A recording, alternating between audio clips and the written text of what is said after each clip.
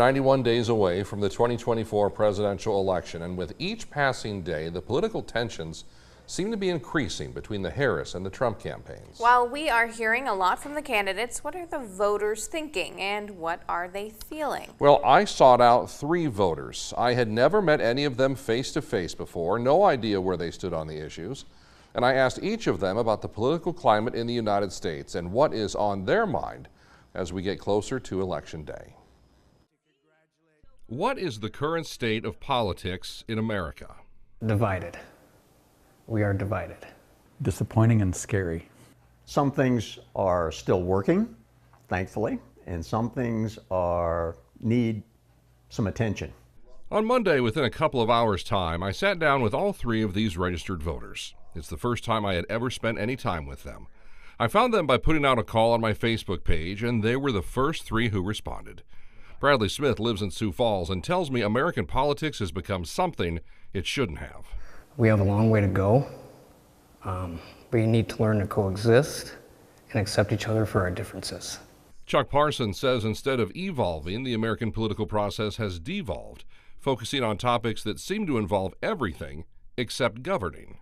Their race and who they're married to and maybe things that have gone on in the past. It's just, that gets a little sickening to me. Bruce Blankley tells me he is tired of name-calling and insults masquerading as thoughtful debate. There's positive things in both parties, but not necessarily positive things coming out of the candidates. I spent roughly 15 minutes with each of these voters, and they essentially told me the exact same thing, had the exact same concerns, which might not be all that surprising except for the fact that Bradley Smith is a registered Republican, Chuck Parson is a registered Democrat, and Bruce Blankley is a registered independent who finds himself as an independent after being both a Democrat and a Republican. I lost some faith in the policies of the Democratic Party. Blankley lost that faith decades ago after his father, late in life, lost his union-protected job. That union had close ties to the Democratic Party. Blankley became Republican after moving to South Dakota, where he then lost faith after seeing Republicans at work in the legislature in Pierre. They just didn't seem like they were going to do things for making change and progressing South Dakota and doing things that would benefit a lot of people. Chuck Parsons has been a lifelong Democrat. Because then when I turned 18, George McGovern was running for president. And I was proud of the fact that he was from South Dakota and had represented us. Bradley Smith tells me he is a Republican because he believes it is the clearest choice when it comes to solving the real-world problems America is facing right now. In this current day and age, I think it's the best chance for us to get to that, to get to the solutions and the common ground. And it's that idea of common ground that is especially interesting. Polls say America is now the most politically divided it has ever been.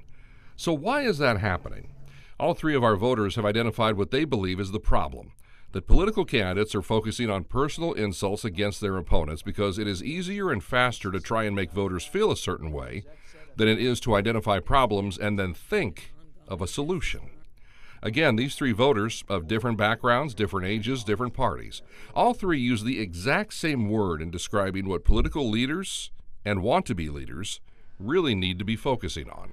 You're not just going to fix that without going across the aisle to work on compromise and solutions. Compromise. That can apply to even everyday people in relationships. You have to compromise and find common ground somehow. And Chuck Parsons on what George McGovern would think of the state of American politics. I'd hope he'd shake his head and just go, people, we just need to rise above this and become more about governing and compromise when we have to without feeling as though we lost. 3 South Dakota voters, 3 different political persuasions, all of them thinking and wanting the same thing.